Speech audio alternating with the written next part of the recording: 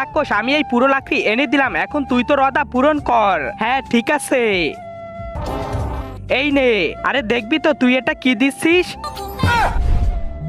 এই নে।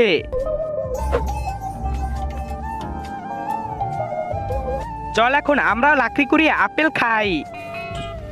আরে এই দেখ কত লাকড়ি, কষ্ট না করে লাকড়ি পেয়ে গেলাম। আরে ওই, আরে কে রে শালা, আবে উপরে দেখ, এত কষ্ট করে লাকড়ি কাটতেছি আর তোরা নিয়ে যাইতেছিস। আবে রাক্ষস এই যে আমরাও লাকড়ি নিয়ে এসেছি, আমাদের আপেল দাও, এই নে। আরে ভাই আমার তো একটা কথা বলার ছিল।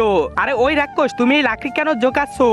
তার আগে তুমি যদি ইন্ডিয়ান হও তাহলে লাইক করো, আর যদি বাংলাদেশি হও তাহলে লাইক সাবস্ক্রাইব দুইটাই করো, আর কমেন্টে তুমি যে দেশে সে দেশের পতাকাটা দিয়ে যাও তোমাদের জ্বালানোর জন্য।